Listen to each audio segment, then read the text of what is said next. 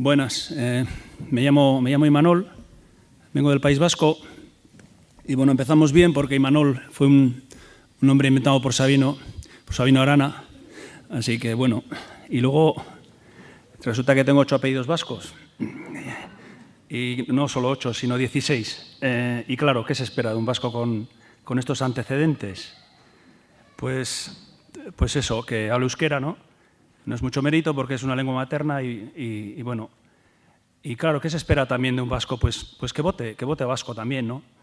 Claro, ya hace tiempo que no practico ese pecado y claro, hay otras cosas que sí que se han olvidado de lo que se pretende, que tiene que ser un vasco, ¿no? Pues yo creo que se ha olvidado también esto de la palabra vasco, el gusto por las cosas bien hechas, no mentir, no robar. Digo vascos, pero yo creo que al final esto es bueno, no es que crea, sino que es algo universal, ¿no? Muchas gracias. Buenos días, amigos y repúblicos. Gracias por estar aquí en esta acción de lealtad y fraternidad. Gracias, en primer lugar, a los que habéis venido a Barcelona desde otras partes de España, a ofrecernos vuestro apoyo moral para elevar las energías de todos los catalanes que, a pesar de haber sufrido la confusión de más de 30 años de nacionalismo en todas las escuelas, en todos los medios y en todo el folclore que nos venden como cultura, seguimos siendo leales a la malquerida y maltratada España. Gracias a todos los repúblicos que durante estos días hemos tenido el placer de conocernos y compartir entusiasmo intentando organizar este encuentro de la manera más simbólica y alegre. Y qué mejor lugar que el balcón de un vecino en la plaza de Sant Jaume, perpendicular a las dos instituciones. No pudo ser. Cuando ya estaba todo organizado, se sacaron de la manga una injusta prohibición. Como consecuencia de la prohibición, todos los repúblicos hemos resistido los vaivenes de la escasez de tiempo, manteniendo intacto el ánimo y la responsabilidad que nos ha llevado a estar hoy reunidos en este hermoso Salón Imperial. Hace mucho tiempo que conocí a don Antonio. Una madrugada de 1992, como otros tantos, lo descubrí en La Clave. El impacto y la emoción que recibí me hizo sentir el deber moral de divulgar su obra. Mientras lo hacía, me di cuenta de que la soledad moral, intelectual y política en la que me hallaba desde finales de los años 70 no era producto de mi locura, sino de ser consciente de que la aniquilación de la autenticidad que ofrece la libertad de pensamiento por el mundo aparente y frívolo del consenso. Solo a través de la claridad y contundencia de los análisis de don Antonio empezamos a entender la impostura que supuso la transacción de la dictadura coronada a la monarquía de partidos estatales que padecemos. Solo el conocimiento de la raíz del problema político puede generar la energía social para su solución. Es por ello que Trevijano está prohibido y ninguneado. Si fue el enemigo público número 1 del franquismo, lo ha seguido siendo de la oligarquía que lo sucedió. Ni atentados, ni prisión, ni difamaciones, ni traiciones, ni condenas al ostracismo han logrado silenciarlo. Maestro y revolucionario, nos ha desvelado un descubrimiento universal, la evidencia de que la única verdad política en la relación de poder es la libertad colectiva. Si no somos todos libres, nadie puede ser libre. Pero para la conquista pacífica de la libertad política hay una cuestión previa, la unidad del sujeto constituyente, la nación, base de la energía y de la potencia popular. La oligarquía de partidos ha utilizado el Estado para anonadar a la nación, dejándola sin representación en un inestable equilibrio de oligarquías locales que ha multiplicado y repartido competencias y dineros del Estado para satisfacer la ambición de dominio nacionalista e integrar sus fantasías medievales. Un oportunista proyecto que ha organizado economías, culturas folclóricas, medios de propaganda y adoctrinamiento escolar. un fabuloso festín que emplea ingentes fondos públicos en idear y construir naciones. La desnacionalización de España y la corrupción del Estado de partidos están inscritos en la Constitución de 1978. España es un patrimonio común, un hecho objetivo de existencia histórica, que está ahí como la geografía donde se nace o como el aire que respiramos. Una realidad involuntaria como haber nacido aquí o allí. Esa identidad existencial es fácil de identificar y de sentir. Se puede ver, tocar, contar, independientemente de la libertad o de la conciencia que tengamos para reconocerlo. Muchas gracias.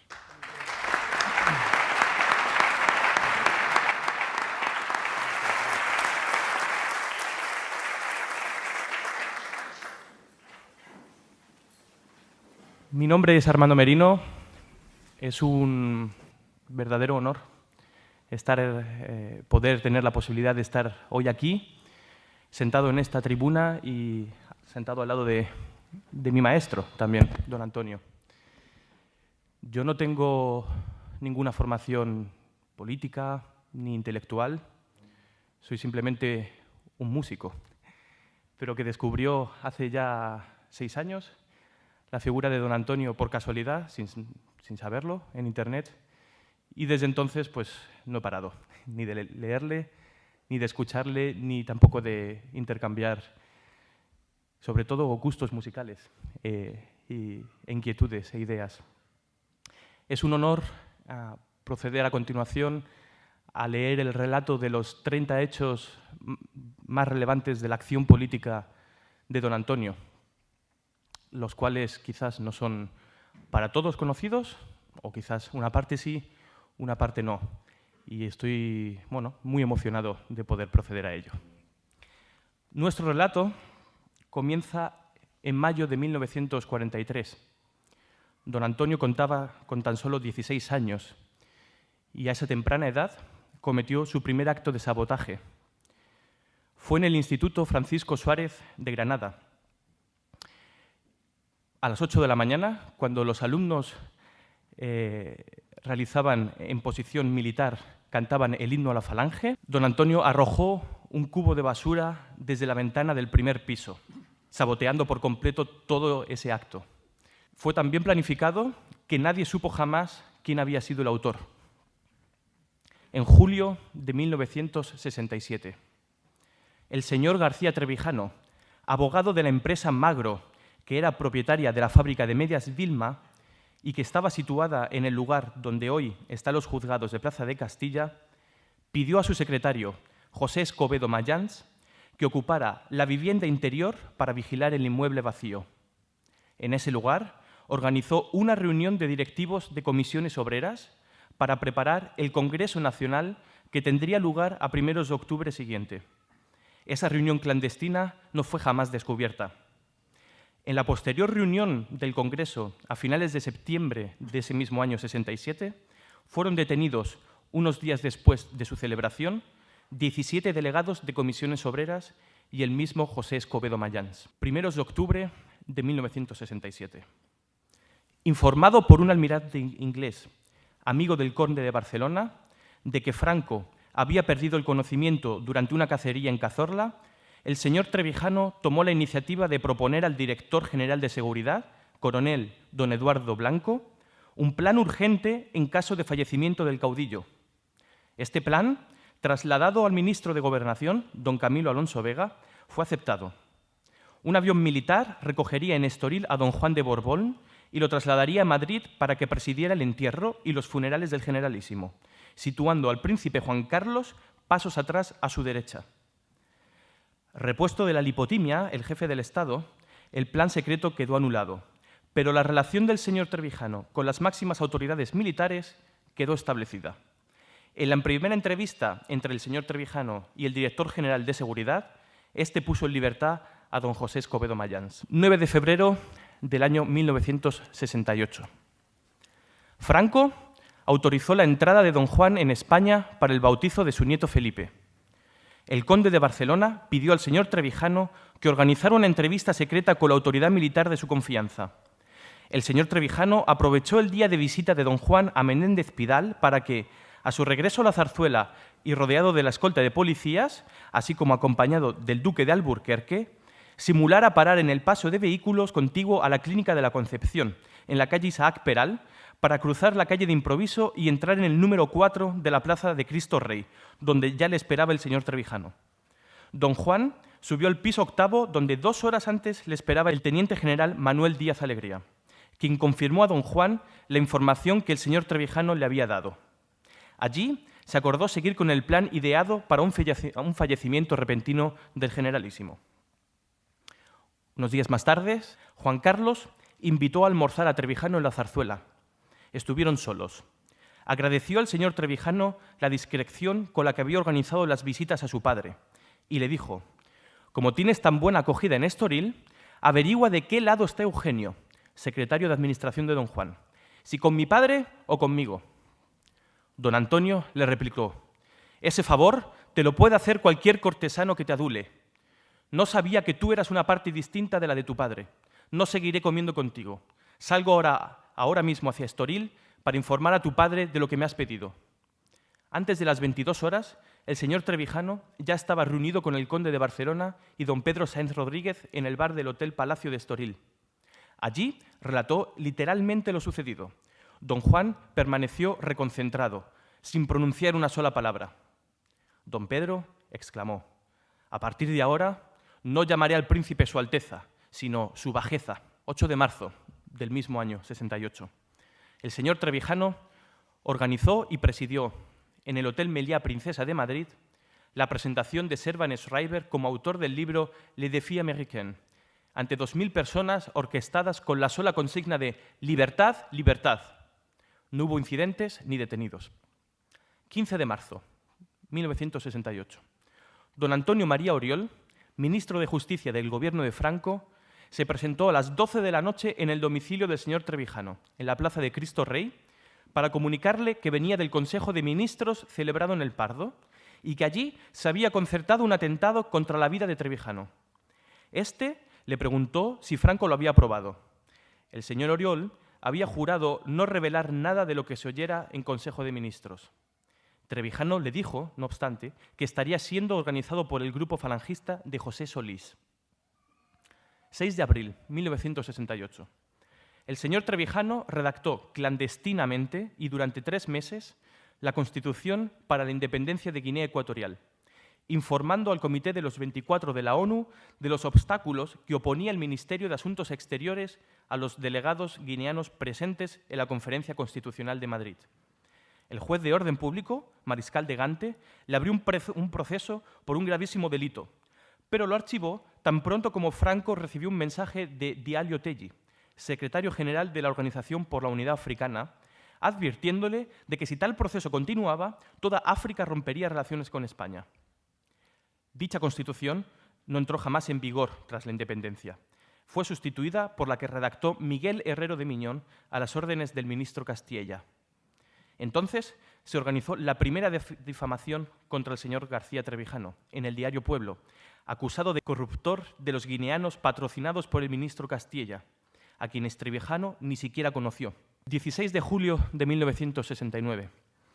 El señor Trevijano redactó las cartas de contestación del conde de Barcelona a Franco y a su hijo Juan Carlos, no admitiendo la sucesión monárquica impuesta por el caudillo contra el orden dinástico.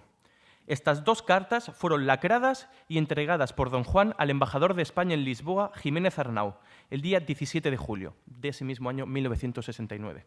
El 30 de julio, el periodista de ABC, Salvador López de la Torre, se presentó en el despacho del señor Trevijano en el Paseo de la Castellana 102, para pedirle que almorzara con él en el Club 31, donde había reservado una mesa. Nada más sentarse, López de la Torre le advierte que lo están saludando a su derecha, desde una mesa donde estaban Juan Carlos, doña Sofía, el marqués de Mondéjar y demás acompañantes del recién nombrado sucesor a título de rey. Al marcharse y pasar ante la mesa del señor Trevijano, con todo el mundo aplaudiendo y gritando «¡Viva el sucesor!», Juan Carlos le tiende la mano y le dice «Tono, ¿es que no me quieres saludar?». Trevijano extendió la mano y respondió: al amigo, siempre; al sucesor, jamás. 26 de septiembre, 1969. Antonio Fontán, director del periódico Madrid, Diario de la Noche, del que era abogado el señor Trevijano, se presentó a las 0:30 horas del día 27 de septiembre en el domicilio de su amigo, en la Plaza de Cristo Rey, y le dijo: vengo tan tarde porque el ministro Faustino García Moncó ha venido a mi residencia del Opus Dei, en Montesquinza, para informarme de que en el Consejo de Ministros se ha planeado tu asesinato. El ministro me pide que te avise. He reunido 100.000 pesetas para que te marches ahora mismo, fuera de España. Se proponen atropellarte en tu coche, empujándolo a la cuneta y ametrallarte allí, en el día que has de asistir a una vista, como abogado, en el juzgado de una población próxima a Madrid. El señor Trevijano no se fue de España, pero suspendió su asistencia a una vista judicial que tenía fecha señalada en Majadahonda. 24 de abril de 1973. En la venta del edificio del periódico Madrid, el señor Trevijano puso como condición al comprador, Luis García Cereceda, que derribara el edificio con dinamita y no a la piqueta.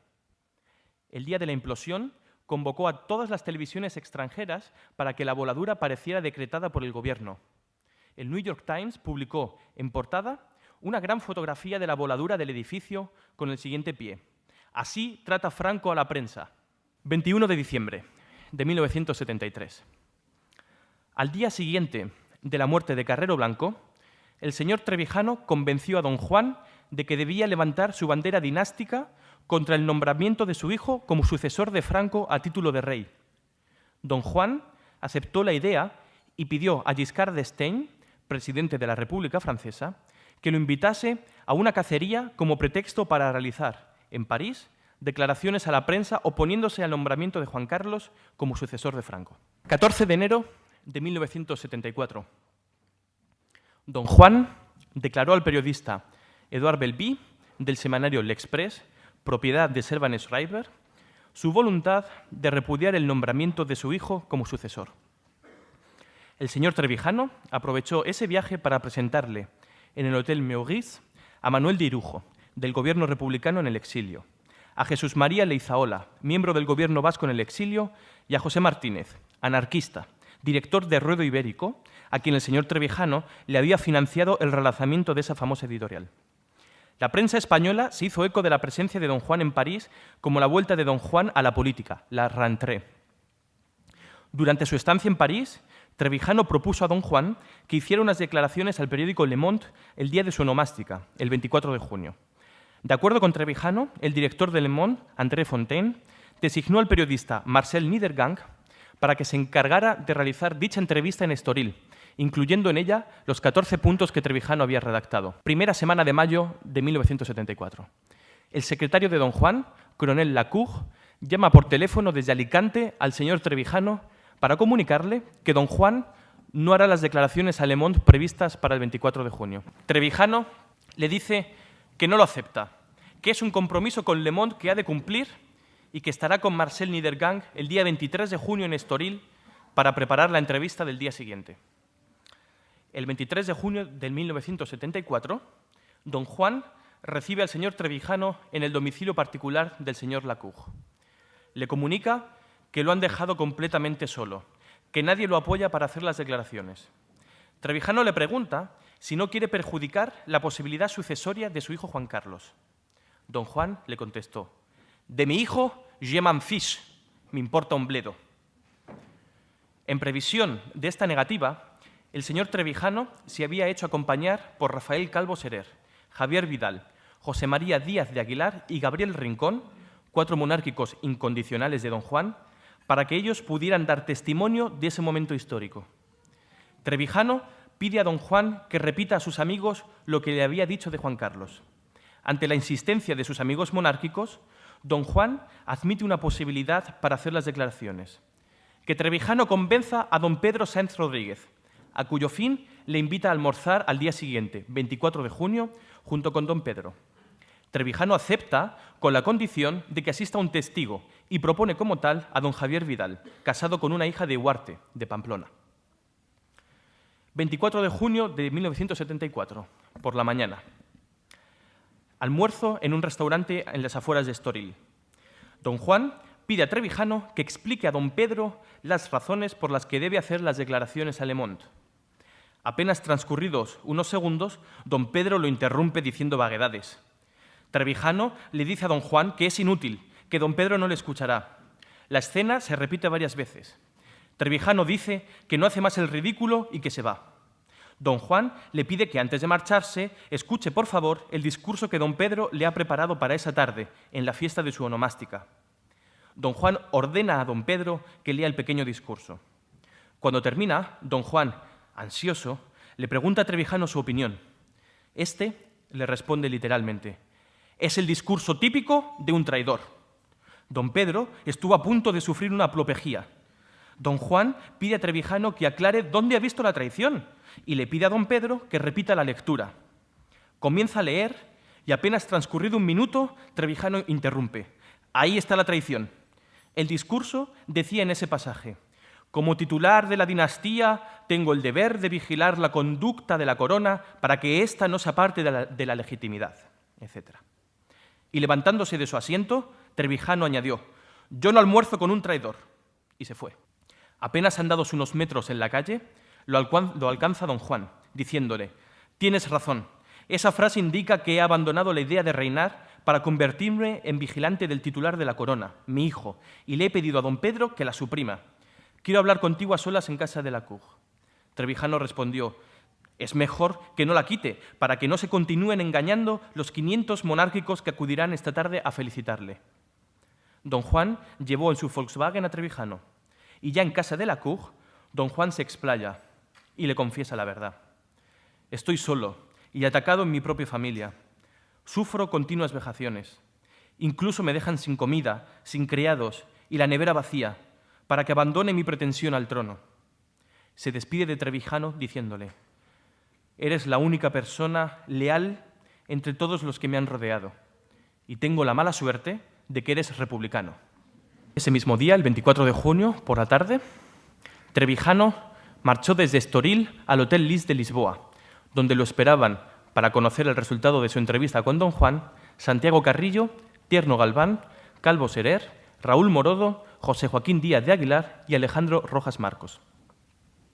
Allí mismo, Trevijano les propuso prescindir de la monarquía y crear una junta democrática con todos los partidos y personalidades que habían aprobado los 14 puntos de la declaración de don Juan a Le Monde, a cuya finalidad se citan en París, en el Hotel Loti, en la primera semana del mes de julio.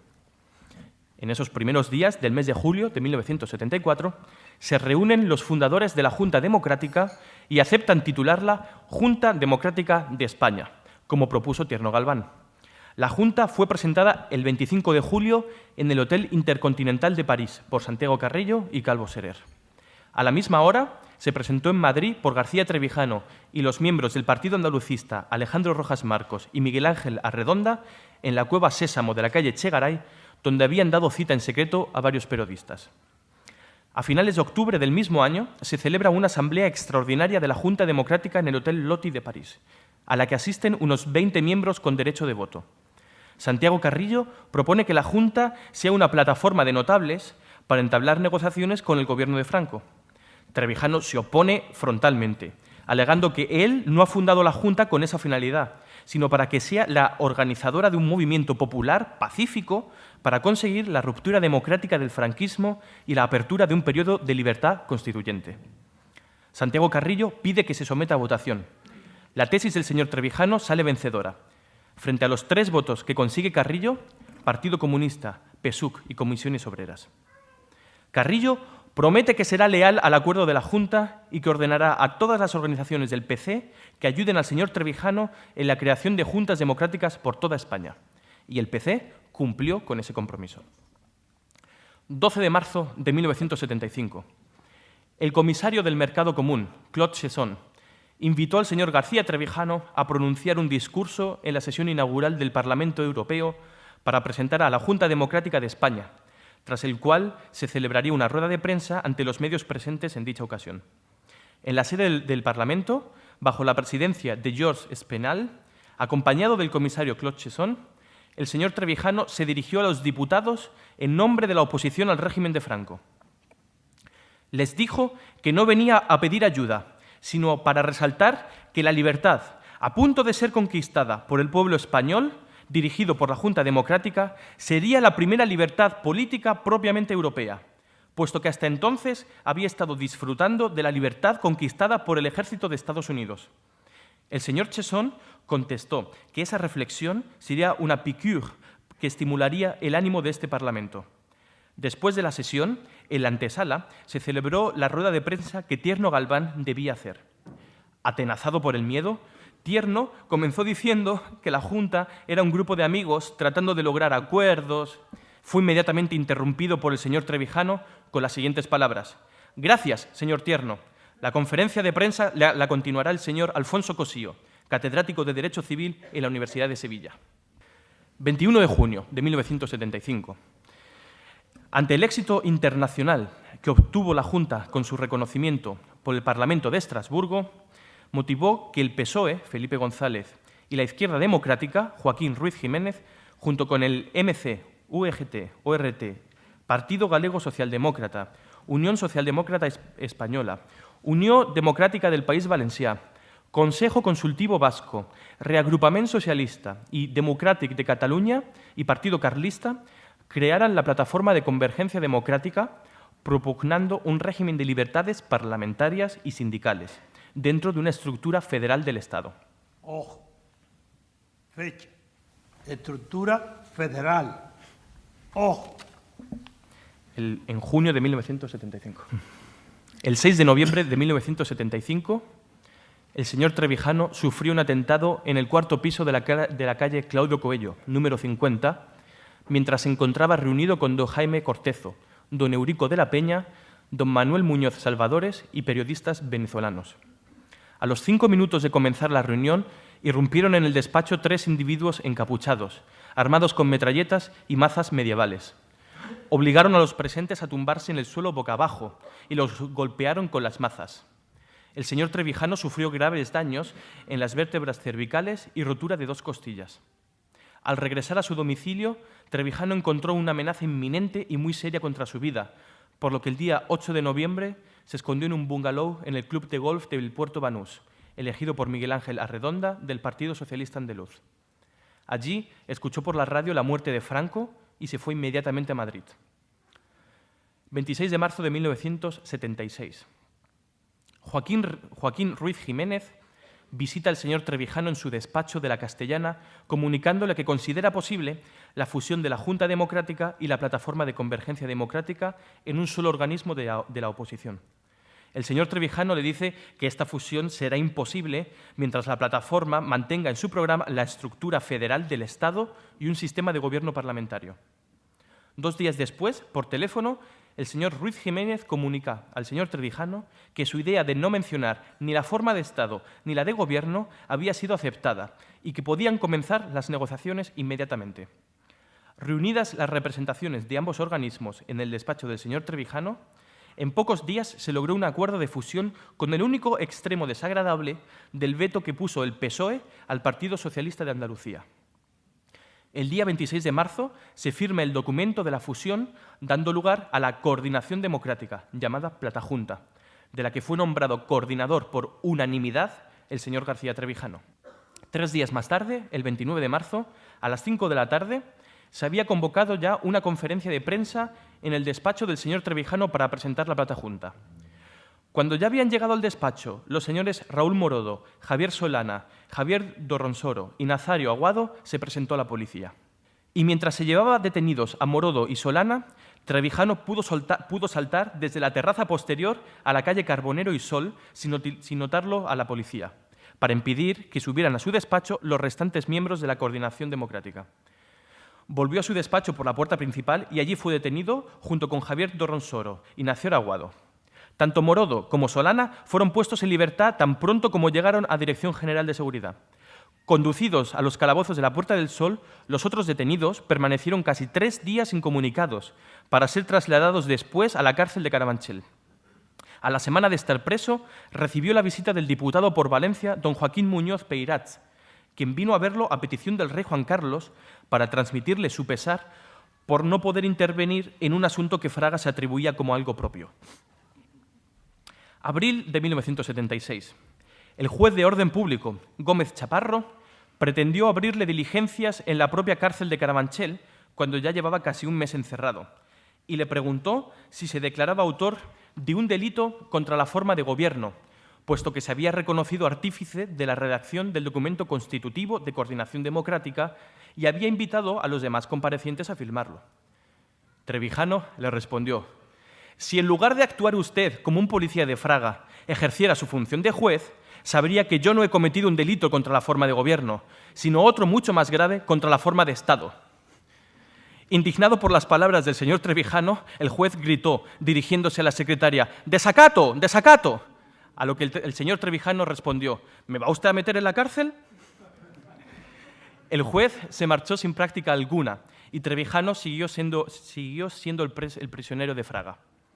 Transcurrido un mes del encarcelamiento, Trevijano recibió la visita del decano del Colegio de Abogados, don Antonio Pedrol. Este le transmitió en nombre del ministro Fraga que traía órdenes de ponerlo en libertad si prometía hacer como los demás miembros de la oposición, darle patadas en las espinillas y no en los cojones. Trevijano replicó: no le respondo a un tío tan grosero como Fraga. Estaré aquí todo el tiempo que él sea ministro. El 12 de junio de 1976, el mismo día en que Fraga deja de ser ministro por la caída del gobierno Carlos Arias, es puesto en libertad Trevijano. 14 de junio de 1976. Trevijano reprocha a los miembros de la Platajunta, reunidos en su despacho, su pasividad durante el tiempo que había permanecido en la cárcel y pide la lectura del acta anterior para mofarse del PSOE. Al llegar al punto donde Mújica había comunicado la intención del PSOE de pasar por la ventanilla de Carlos Arias, el aludido exclamó: «Santa Lucía, no hay peor ciego que el que no quiere ver», cuando él mismo fue quien no vio la inminente crisis del gobierno Carlos Arias. Los papeles de los servicios secretos del Departamento de Estado de Estados Unidos, publicados por Wikileaks, revelan lo que todo el mundo sabía: que la oposición verdadera al régimen de Franco era Trevijano, Maverick. 12 de julio de 1976. Un mes exactamente después de la salida de la cárcel del señor Trevijano, don Antonio despliega una actividad tal que le permite organizar las más importantes manifestaciones durante el franquismo en las siguientes ciudades: Gijón, Sevilla, Málaga, Lérida, Barcelona, Vigo y Las Palmas. El propio señor Trevijano se trasladó a Las Palmas para presidir una manifestación unitaria de toda la oposición. Aún la memoria popular la recuerda como la más importante que se ha realizado jamás en Las Palmas, de 100.000 personas y bajo la presidencia del señor Trevijano. Al final de la manifestación, el secretario del gobernador visita a Trevijano en el Hotel Cristina y le comunica que el señor gobernador se ponía a sus órdenes si lo necesitaba para algo. Este hecho insólito lo presenció también el abogado del Grupo Independiente, don José Joaquín Díaz de Aguilar. Octubre de 1976. Como abogado del periódico Madrid, el señor García Trevijano obtuvo ante el Tribunal Supremo una sentencia contra el Estado español por haber clausurado ilegalmente el diario, condenándolo al pago de una indemnización a 650 millones de pesetas. Trevijano cobró una minuta del Estado por importe de 6 millones de pesetas, que fue incluida en la indemnización estatal por el Tribunal Supremo. 30 de octubre de 1976. Toda la prensa publicó 2 folios de papel con el membrete del Ministerio de Asuntos Exteriores de Guinea Ecuatorial, sin firma alguna, que le había sido entregado por Enrique Mújica, del PSOE.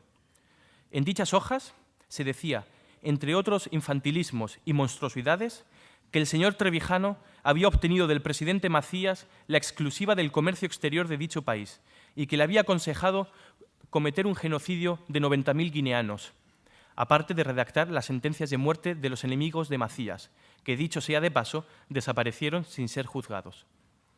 El señor Trevijano convocó una rueda de prensa en la que entregó un dossier con las estadísticas del Ministerio de Comercio de España, donde se demostró la imposibilidad de que tuviera algún fundamento la difamación. Todo el movimiento anual de ese comercio, desde 1 kilo de café o cacao a 1 metro cúbico de madera, aparecía anotado en las estadísticas del Ministerio de Comercio español, dado que la moneda de Guinea Ecuatorial, el eukelé, no era convertible y el clearing bilateral entre Guinea Ecuatorial y España obligaba a una absoluta transparencia en las operaciones de comercio exterior. Ningún medio, publicó la respuesta de Trevijano a su difamación.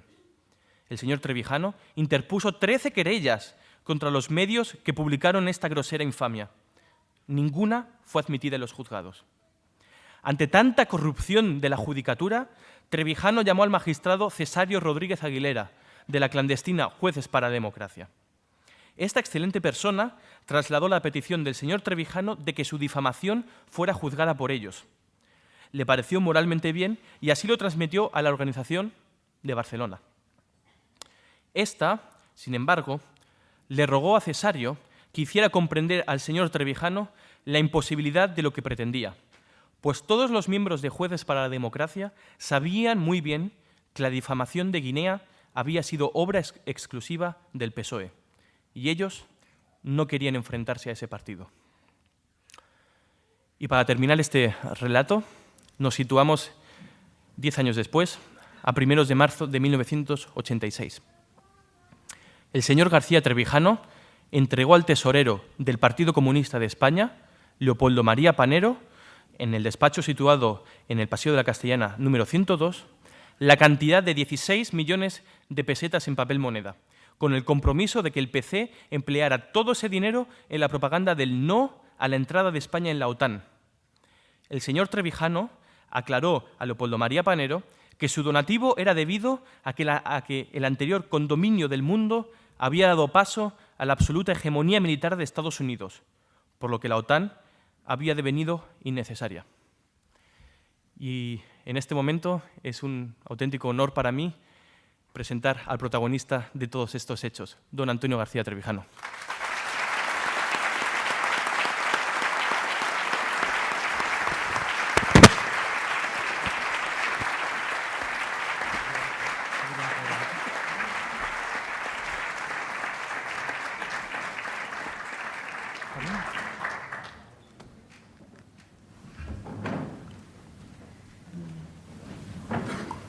Tenéis que preguntaros cómo es posible que un solo hombre haya podido realizar esos hechos. Desde que tenía 16 años y hoy continúo igual. No tengo menos energía que en mi primer atentado contra la ceremonia de la Falange en Granada. ¿Por qué? ¿Cómo es posible que haya podido hacer algo que haya traído sobre mí el odio, el temor, el miedo, la necesidad de que yo fuera eliminado físicamente? Si no han podido, no es porque no lo hayan intentado. Hay una diferencia grande, y Fernando lo ha señalado en su discurso, entre prohibir un discurso, como ha sucedido con el que tenía yo previsto para vosotros en la plaza de San Jaime. Hay diferencia entre prohibir un discurso y prohibir a una persona. Yo soy un tabú. ¿Sabéis lo que es? Una palabra de Polinesia que significa exactamente prohibición. No es que esté prohibida mi voz, está prohibida mi existencia. Porque mi existencia es la negación de la existencia política de los españoles durante el último siglo, o más. Sola mi existencia, mi figura, es una ofensa a todo el sistema de poder español. Diréis, ¿por qué? ¿Cómo? ¿Es que es tan feo? ¿Es un diablo? ¿Es muy guapo? ¿Qué le pasa? Bueno, os digo como entre paréntesis que ha habido un señor que fue seguidor mío y como no le pagué una traducción inglesa porque me traicionó, pues ha escrito un libro en Canadá financiado por un instituto que se llama de la inteligencia, donde os aseguro, bajo mi palabra de honor, que ese libro del señor Rodríguez de Peñaranda no dice que yo soy una persona tan mala como el diablo o como Satán, no. En ese libro, financiado, digo, por un instituto canadiense de la inteligencia, dicen literalmente que yo soy Satán. No que soy malo, que soy Luzbel. Y lo demuestra con citas de los grandes filósofos que han hablado de esa figura, lo cita, y para convencer de que él me ha tratado y él sabe que soy Lucifer. Bueno, eso, desde luego, seguro que vuestros nietos y vuestros bisnietos se alegrarán si se lo contáis, que fuisteis amigos y adoradores de Satán.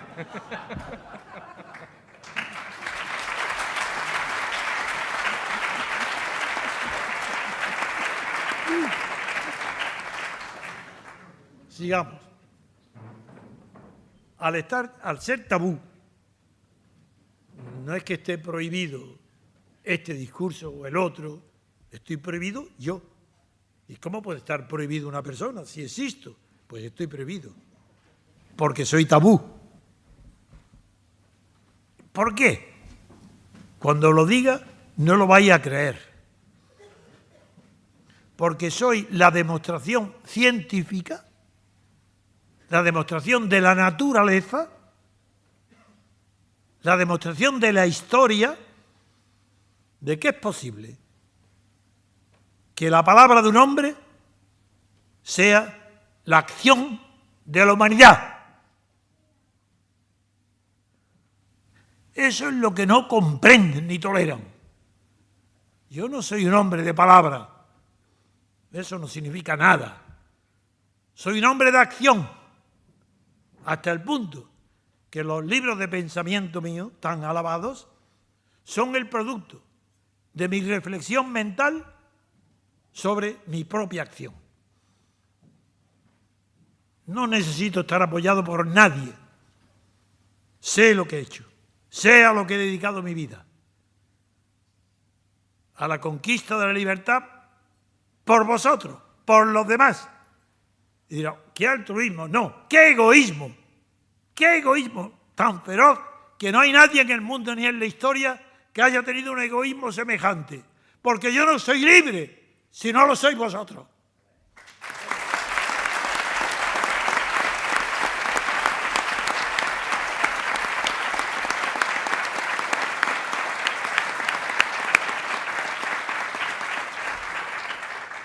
Eso convierte en tabú mi existencia. No puede existir. Que intentaran 2 veces mi asesinato en un consejo de ministros, eso no tiene antecedentes. Pero era evidente, era lógico. Tenían que suprimirme. Y si estos, quiero decir, el régimen oligárquico de los partidos traidores, partidos estatales, partidos totalitarios, partidos fascistas, todos, empezando por Esquerra Republicana, aquí en Cataluña. Esquerra Republicana, financiada por una monarquía, financiada por el Estado. ¿Qué Esquerra es esa? Mentira. Corrupción y nada más que corrupción. Es lo único que puede permitir la vida de la degenerada política de España desde hace tantísimos años. Soy un hombre tabú. Estoy prohibido porque mi palabra es acción, lo repito. Es que eso no lo comprende nadie, que una persona se compromete a sí mismo con la acción. Y para mí, en el comienzo de la humanidad, el comienzo del ser, la ontología de la humanidad es la acción. Sí, lo dijo Fausto, por eso quizás me han visto en mí a Mefistófeles. Lo digo en Goethe, que comienza en el principio era la acción. No en el principio, claro, en cambio en la historia, en los libros, en la Biblia, lo que se dice es que la verdad nos hará libres. Yo jamás he pensado eso. Yo he dicho que es la libertad la que nos hará verídicos. Esa es la verdad. La libertad individual no. Porque la libertad individual depende de la potencia de cada persona. Una persona muy rica, ¿qué libertad necesita? Es más libre que todo el resto del mundo. Oye, eso es gracioso. pero la libertad colectiva no se habla de ella, no se conoce. Es la libertad constituyente, es la libertad fundamental, es la libertad básica, sin la cual no hay ninguna otra libertad. ¿Qué es que se confunde? ¿Qué es lo que se confunde hoy? Toda la prensa, todos los intelectuales, todos los catedráticos, toda la filosofía. ¿Qué se confunde? Libertad con derechos. ¿Qué tiene que ver? Las libertades de que disfrutan en Europa, primero no la conquistaron ningún europeo, como dije yo, delante de todo el Parlamento de Estrasburgo. Allí lo dije, ahora lo recuerdo con palabras muy lacónicas porque no quería que fuera muy largo. A vosotros os dije, os digo, aclaro, en Estrasburgo, en aquel año, cuando todavía vivía Franco, nosotros no venimos a pedir nada a Europa, venimos a darle lo que vosotros, lo dije así, con esa fuerza, vengo a daros lo que no tenéis. Tenéis la libertad americana, dejadnos tranquilos, no pido ayuda, pero que triunfe la libertad política en España y será la primera libertad europea, la española. Eso fue comprendido por los ingleses, claro, por los ingleses porque no tenían el complejo de toda la Europa continental de haber estado sometida y víctima y apoyando al totalitarismo. Los ingleses me invitaron a que yo pronunciara un discurso figurado en el Parlamento de Inglaterra. No pude porque fui detenido enseguida y mandado a la cárcel. Esa es mi primera parte. Quería hablaros de esta parte, de que por qué estoy prohibido, por qué estáis prohibidos, por qué ahora vosotros habéis entrado en una secta satánica, porque no os interesa nada más que la libertad, que todo lo demás es mentira. La igualdad es ideológica. La igualdad no se puede conseguir nunca. Será un ideal, una tendencia. Pero la libertad colectiva es que o son libres todos o no es libre nadie. Claro, porque tampoco es libre el dictador. En la dialéctica de Hegel, del amo y el esclavo, el dictador no es libre. Y por eso nadie puede ser libre bajo una dictadura, porque él no lo puede ser. En cambio nosotros nos hemos liberado ya. Y por eso somos prohibidos, no yo, vosotros. Sois hombres y mujeres prohibidas. Porque habéis hecho de vuestra propia existencia la libertad. La libertad es vuestra existencia, es vuestra ontología, es vuestro modo de ser. No es algo que tenéis que conquistar. Dije en el Ateneo, la libertad nos necesita, nos busca. Bien, digo en Barcelona, no basta. Es la unidad la que nos busca, la unidad territorial, la unidad de España nos busca, nos necesita, porque la unión de esa unidad territorial con la libertad colectiva, eso es lo que funda la grandeza, no de un pueblo, de la humanidad. Y la humanidad está basada en ese síntesis entre un territorio unido, porque ha dado los recursos durante historia y siglos para que un grupo humano se identifique y forme parte de su sustancia personal y mental y física una nacionalidad que no la tiene Cataluña. Eso es evidente, como no hace falta decir esa tontería. Eso es una tontería tan grande que solamente los tontos, aprovechados, corruptos, pueden utilizarla como modo de gobierno. Cataluña, el gobierno catalán, claro. Pues ahora, dicho esta primera conclusión, pasemos a la segunda. ¿Cómo es posible?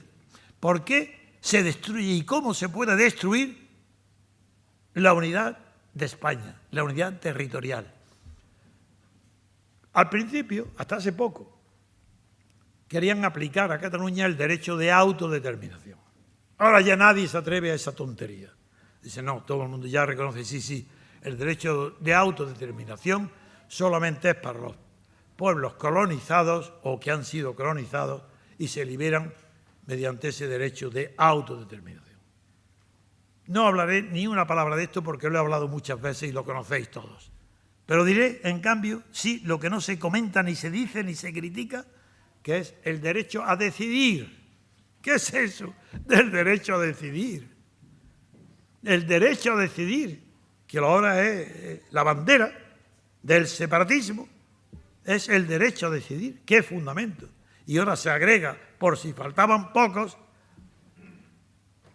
se agrega también Podemos con el derecho a decidir para dejar en la cuneta y atrasado a los separatistas catalanes. Él es mucho más que ellos. Podemos. Pablo Iglesias. Menudo. Pues el derecho a decidir, voy a resumirlo, pero conviene que lo oigáis de mí directamente. Comienza en el antiquísimo derecho romano. Sí, mucho antes de Cristo, del nacimiento de lo que es la cristiandad, mucho antes. Y es una discusión en Roma entre dos personas que tenían el derecho y el deber de suplir la incapacidad de un menor. Esos eran tutores de un incapaz. Y discutían entre ellos quién tenía derecho a decidir de los dos.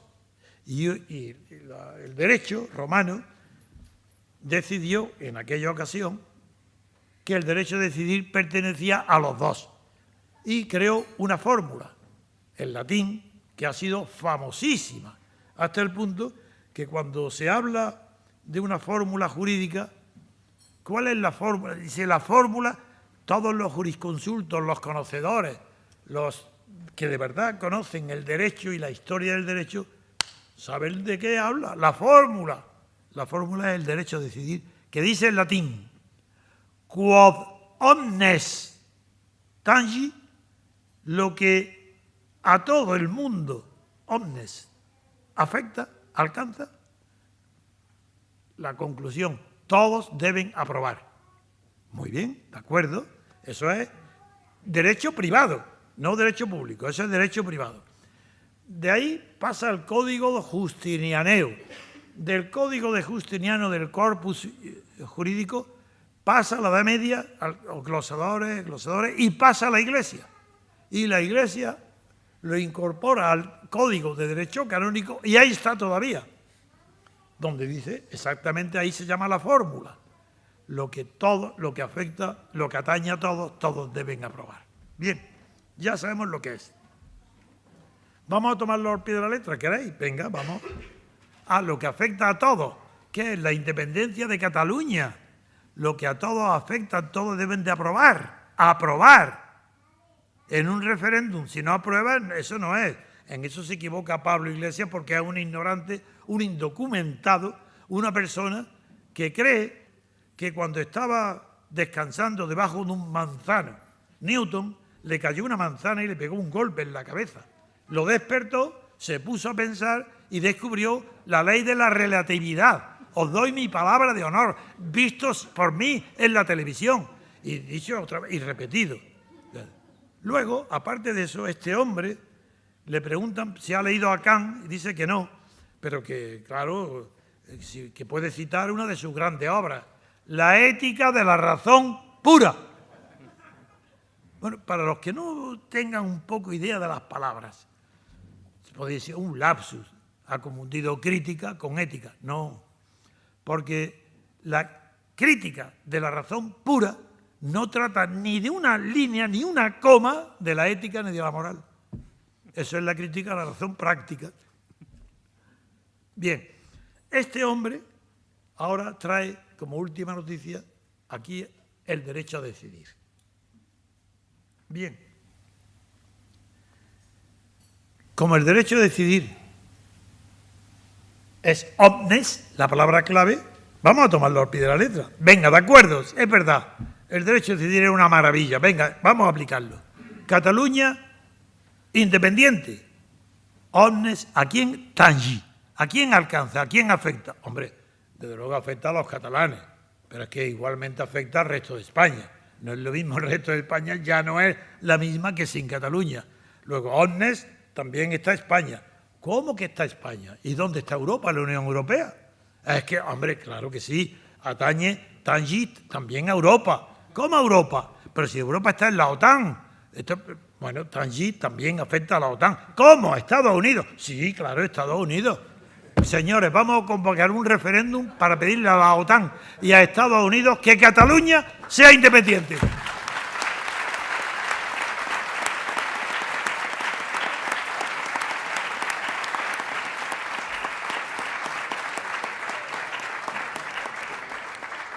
Esa es la tomadura de pelo del derecho a decidir. Bien, me queda ya pasar a la última parte. Esto es muy bonito. La verdad es emocionante oírla. Para vosotros hoy es un día especial.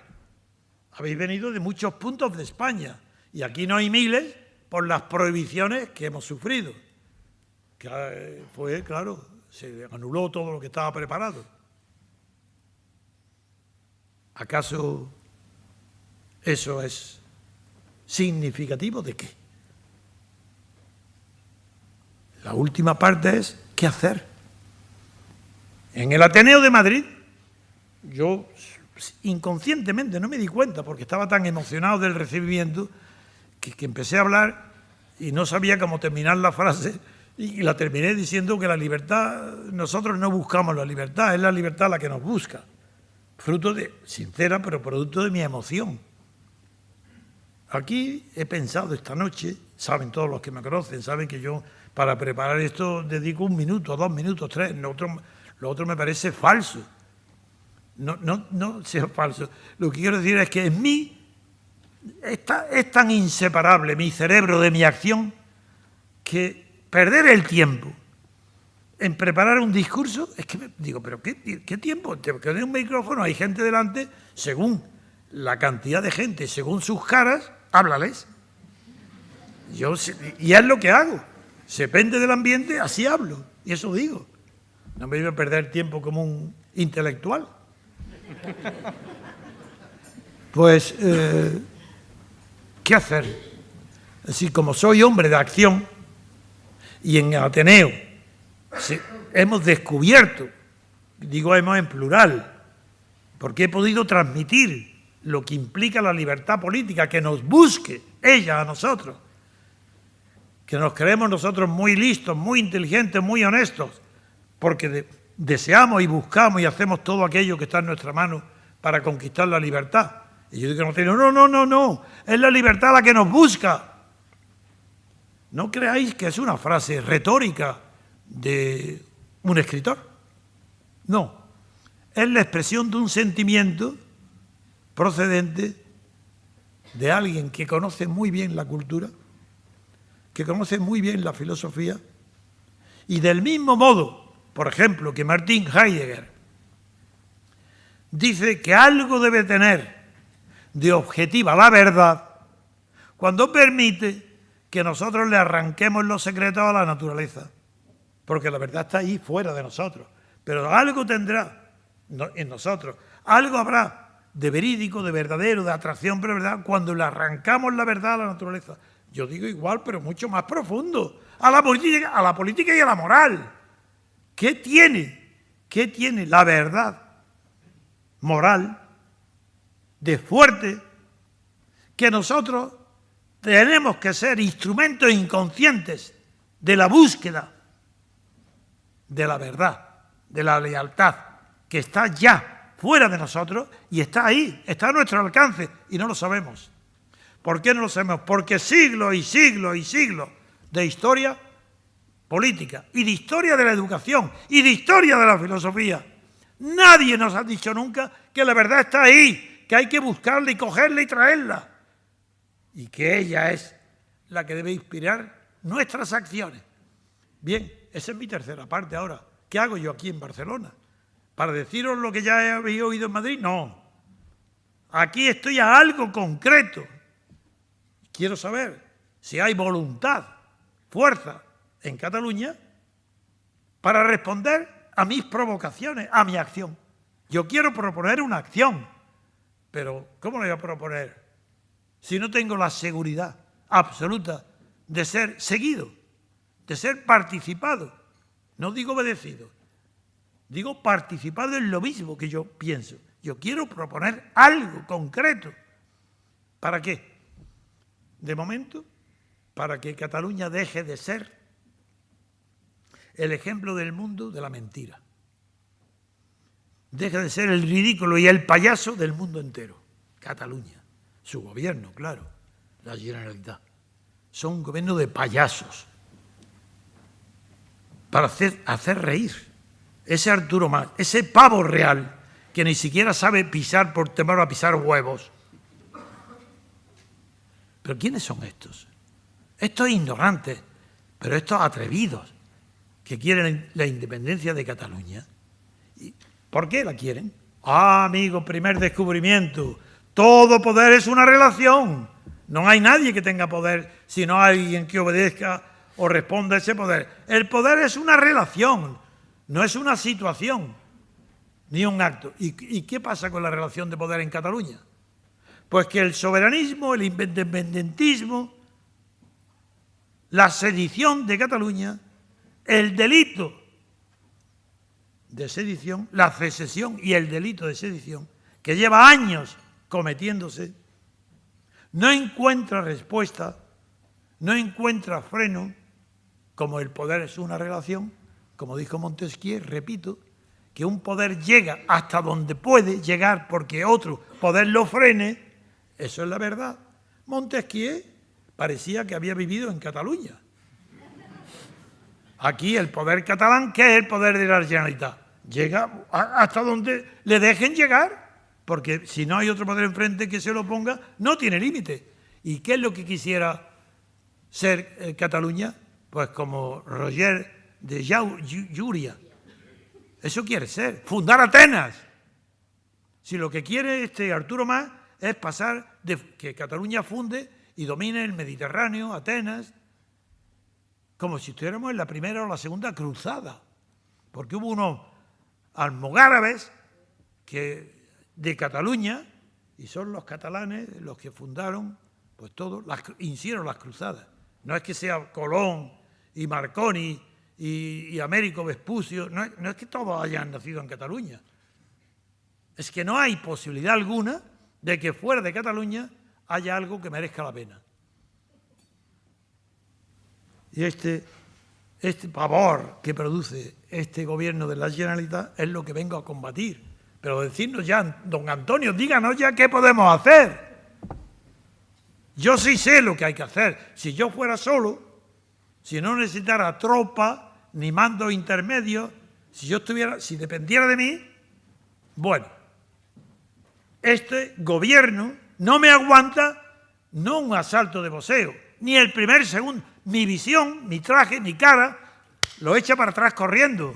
Si los conozco a todos, si yo estoy en Barcelona, si estos me invitaron a mí a la última diada y vine a presidirla, ellos, cuando todavía era algo decente, la diada.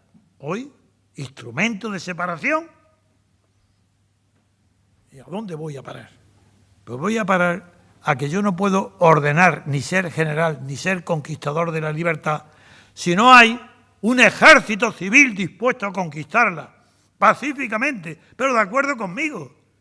¿Y por qué vengo a Cataluña? Porque en el Ateneo propuse que la libertad política viene a buscarnos. Dejémonos encontrar. Ahora vengo aquí, a Barcelona, para deciros el mensaje que la unidad de España es absolutamente necesaria para Cataluña. Para Cataluña, antes que para nadie, para Cataluña. Cataluña sin España es cero, como Andalucía, como el País Vasco.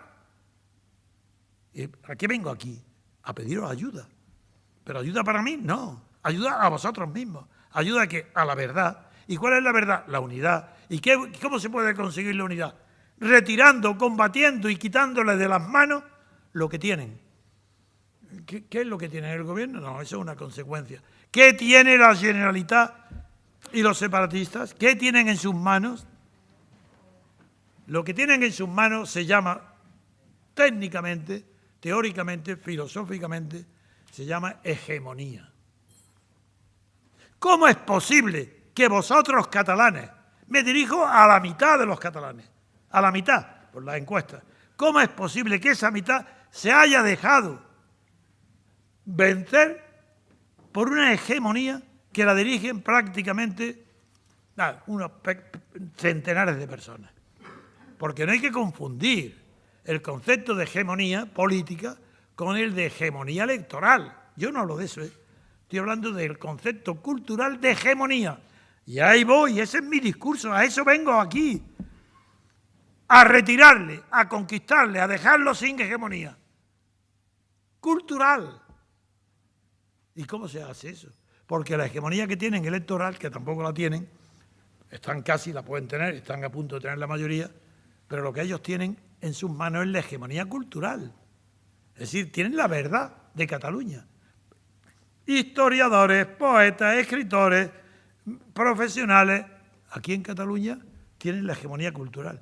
Pobres vosotros que creéis que España es algo. Si España no es nada sin que nosotros la ayudemos.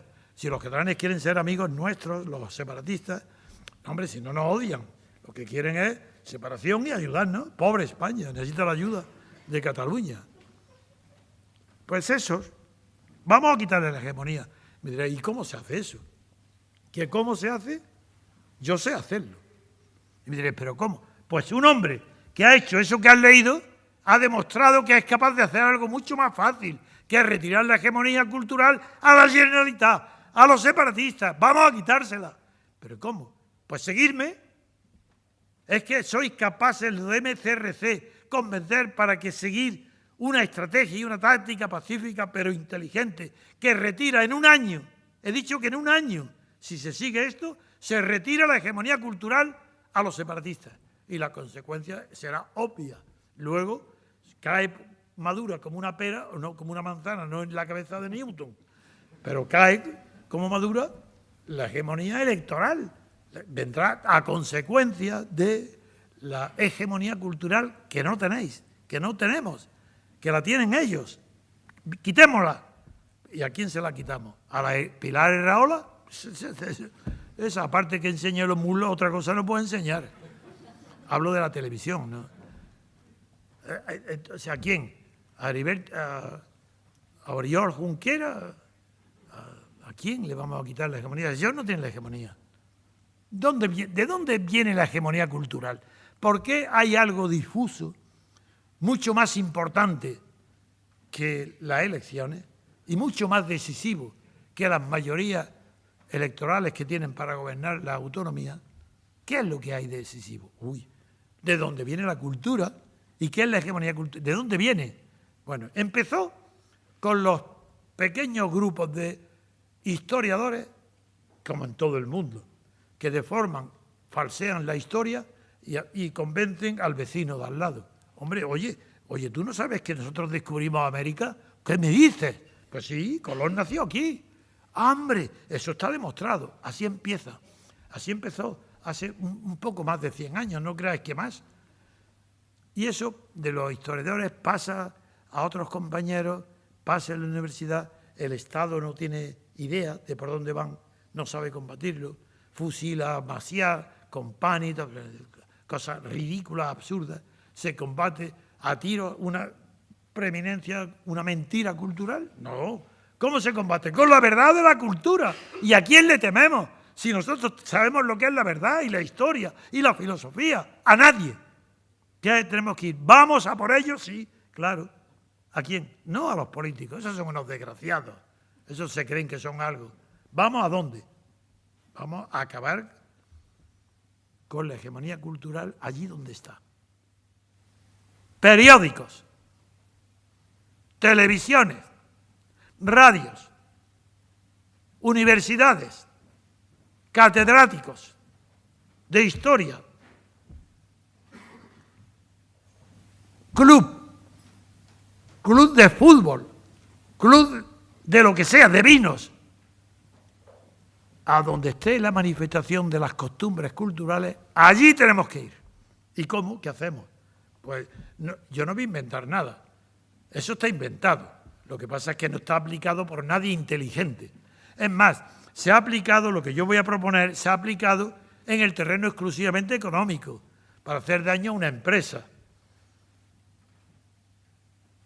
Pero no para cambiar el orden de valores y de jerarquía en las cuestiones hegemónicas.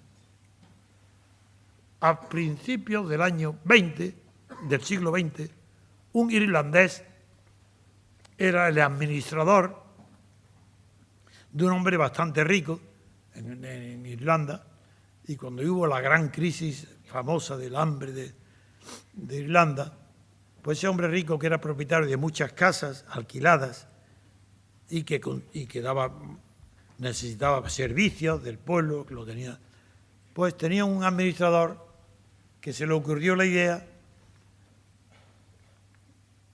de acuerdo con el propietario, de no bajar los alquileres, las rentas, que es lo que pedían los inquilinos, que no podían pagarlas. Y se decidió entonces, los inquilinos, empezó por ahí, pero luego también todo el pueblo, a hacer el vacío a ese propietario egoísta, que no egoísta, ese propietario que en función de sus derechos de propiedad, pues se negaba a bajar las rentas. Y le hicieron la vida imposible, pues no comprándole productos, no pagando las rentas, todos juntos a la vez. Claro, le hicieron la vida imposible. Y su administrador se llamaba de apellido Boicot. Ya está. ¿Queréis algo más? Boicot. Boicot. ¿Boicot a quién? A todos los centros y focos de la cultura. Editoras de libros, de revistas, universidades de libros. Boicot de verdad. De verdad. Televisión. Claro, eso hay que estar muy bien organizado. Hay que ser muy listos. Pero no basta con que una persona sea lista, sino hay un cuerpo disciplinado que dice, sí señor, esto es verdad. Esto, si esto no tuviera esa influencia, esto se acaba. Porque no hacemos una organización sistemática de todos los focos de la cultura catalana para hacerle el boicot, dejar a los partidos, no entrar en ello, con no votar basta.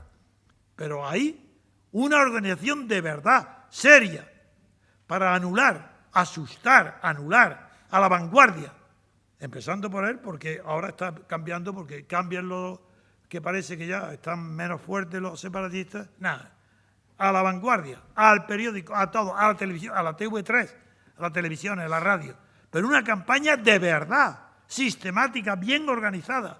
Para eso que necesitamos miles y miles y miles y miles y miles. ¿De quién? De los que no son separatistas. Si es que si la mitad de... ¿No habéis visto, por ejemplo, acciones como que un día no se consume luz, otro día no se consume cualquier producto? Ahí tiene efecto. ¿Por qué no hacer lo mismo, atacando de verdad las bases económicas, pero por un día, sistemáticamente? Porque conociendo que el débil, el que no tiene poder, busca 1000 razones para justificar su cobardía, 1000 razones. Si ser cobarde es muy fácil explicarlo, pero no a mí. Yo sé dónde está la cobardía. Pues veamos, lo que yo propongo es, si el MCRC se organiza en Cataluña de tal manera que lleguemos a tener en Cataluña unos miles de organizados, esos miles pueden arrastrar a millones de catalanes a que le quiten la hegemonía cultural a los partidos separatistas, haciendo que los periódicos tengan miedo y respeto porque van a perder dinero. Estos no creen en otra cosa más que en el dinero. Pues ataquémoslos ahí, ataquemos en el dinero. Si el boicot da buenos frutos en las luchas empresariales, ¿por qué no lo intentamos en la política? ¿Que creéis que no es efectivo? No. Lo que no tenéis es confianza en que las masas obedezcan o sigan. Pero si tuvierais esa confianza, diríais, por Dios, si tuviéramos esa confianza, en unos meses, en unos días, en una semana hemos acabado con las chulerías del separatismo, si eso es mentira. Eso es lo que vengo a proponer. Sí, un boicot cultural. A todo donde hay mentira cultural, a por ello. Respetando a los partidos políticos, dejarlos que como los peces, retirarles el agua, el oxígeno, y el oxígeno de esos partidos de donde viene de ahí. Periódicos, universidades, revistas, Y para eso estoy dispuesto. Yo estoy dispuesto incluso a venir todos los meses a Cataluña y recorrer con vosotros, si tengo tropa, recorrer las universidades y enfrentarme con los catedráticos y delante de los catedráticos ponerlos en ridículo, ignorantes, y tontos, idiotas, que solamente saben corromper. Corromperse están ya. Pues no tengo, ahí termino, no tengo más que decir. Es que la libertad lleva un límite de coherencia, de satisfacción, que hay un momento en que necesita y pide la acción unitaria. Y sin España, Cataluña, nosotros no haremos nada. Los separatistas tampoco, salvo destruir Cataluña. Otra cosa no pueden hacer, porque jamás van a obtener la independencia. Eso jamás, yo lo repito desde años. Para obtener la independencia de Cataluña necesitarían, 1, promover y organizar una guerra civil en Cataluña. 2, que en esa guerra civil no intervengan los españoles que viven fuera de Cataluña, ni policías ni ejército. 3, que la ganen. 4, que puedan, después de ganarla, puedan durar 30, 40, 50 años por lo menos. Porque está muy bien que digan los separatistas, hombre, es que queremos esto así, esto es una cosa nueva. España perdió el imperio, pero ya tuvo su oportunidad. ¿Por qué no dejarnos a nosotros nuestra oportunidad? Amigo, pero si tú estás presumiendo de Atenas, ya tuviste tu oportunidad, fundaste Atenas. Pues ya está, habéis perdido Atenas como España perdió América, ¿de acuerdo? Pues ya está. Ahora, ¿qué queréis? Un pretexto, una mentira para justificar que tenéis derecho a una oportunidad de ser grandes, pero si nunca habéis sido más pequeños y más ridículos que ahora. Si es que ahora sois despreciables y cuanto más sinceros sois, peor, porque sois más tontos. Entiendo que hay un separatista sin vergüenza, eso lo comprendo, es lo suyo, lo natural. Pero un separatista inocente, que crea de buena fe en las tonterías que dice, ese está tocado. Eso no va a ningún lado. Por tanto, yo para terminar digo, ofrecerme la posibilidad, fabricarme un ejército civil. Y yo aseguro que en un año está acabada la hegemonía cultural de Cataluña, separatista, sustituida por la normalidad, porque Cataluña sea una región española exactamente igual que cualquier otra, con su idiosincrasia, sus caracteres, sus folclores, sus maravillosas costumbres y costumbres populares, su arte popular, bien, de acuerdo. Pero yo termino. En el Ateneo hemos descubierto que la libertad nos busca.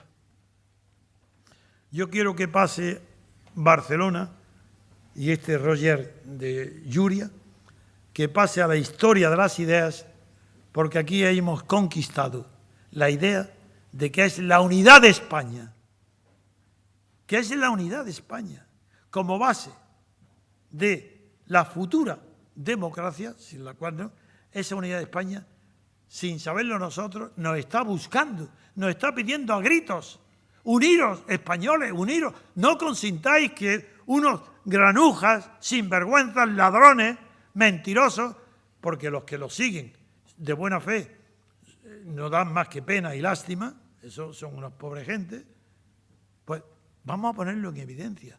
Os pido ayuda, si vengo a pedir porque yo solo no puedo. Si pudiera, ojalá fuera Satán, a lo mejor podría. Y a lo mejor lo soy, sabe Dios. Bueno, eso de sabe Dios.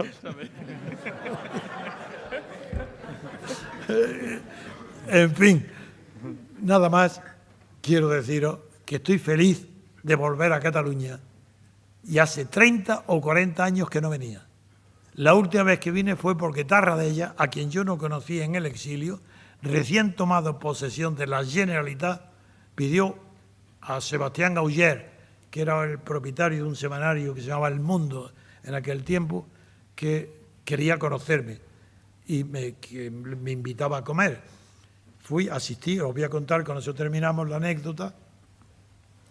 Fui a comer, a cenar en la Generalitat, en la plaza de San Jaume, donde yo quería desde un balcón hablarle a miles y miles de personas, pues me invitó a cenar.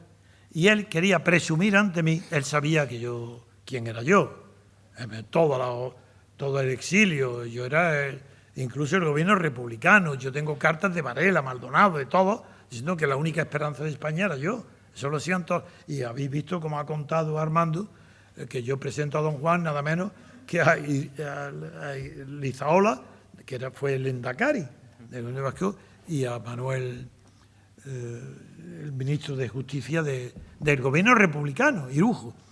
Bueno, pues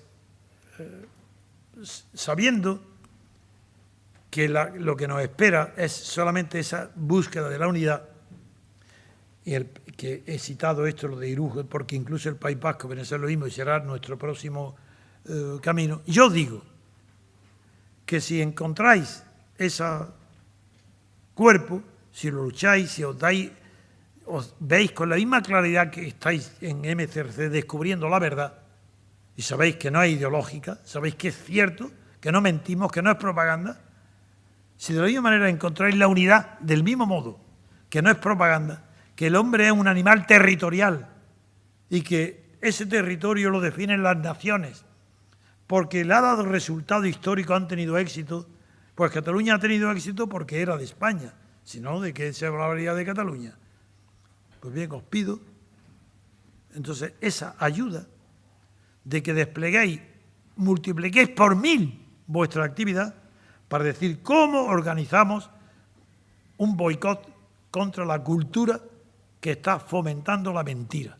Si estáis seguros, y yo lo estoy, de vosotros también, que estáis en la verdad, vamos a descubrir la mentira. Y la mentira cultural comienza por ese boicot a todas las empresas culturales, para lo cual voy a dejar antes de irme, constituido en la MCRC, con la ayuda de los catalanes, una comisión que haga un listado de todos los centros de Cataluña que tienen influencia cultural. Un listado, periódicos, catedráticos de universidad, porque no hay que poner, por ejemplo, un boicot a la universidad, pero sí a tal catedrático. A los alumnos, dejarlos cero, que no enseña a nadie, que está mintiendo. Entonces, eso se puede organizar. Yo, si viviera aquí, lo haría, y podría, y sé que lo lograría. Pues yo no os pido más que eso, que ayuda a vosotros mismos, a mí y a la libertad y al MCRC. Si el MCRC catalán busca la tropa civil, podéis estar seguros que yo sé conducir a la verdad de la unidad territorial de España. Yo digo nada más que viva Cataluña, porque para mí decir viva Cataluña es lo mismo que decir viva España, es lo mismo. Yo no veo diferencia ninguna, soy andaluz. Y es que por eso yo nunca digo ni que soy andaluz, si es que ni lo siento. Mi sentimiento español es tan grande, que yo no me siento andaluz, yo me siento de España. Y si estoy aquí en Barcelona es porque me siento de España y Barcelona es España. Y antes no he venido de asco y vergüenza que me daba. Y voy a terminar con ello la conversación con Tarradella. Claro, como improviso es normal que haga esto ida y vuelta.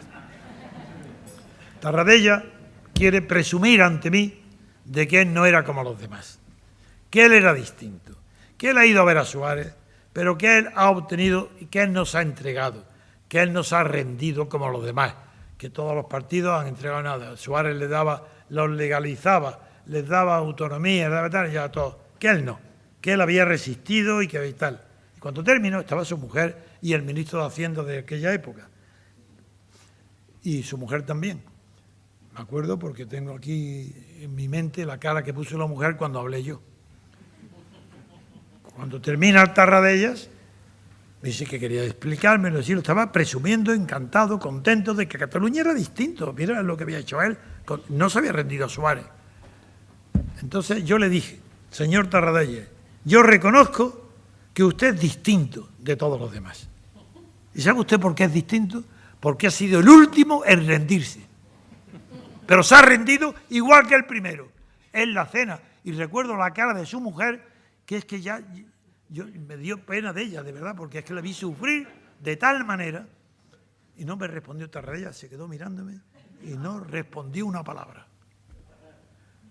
no seamos los últimos, sino los primeros en conquistar la hegemonía española en Cataluña.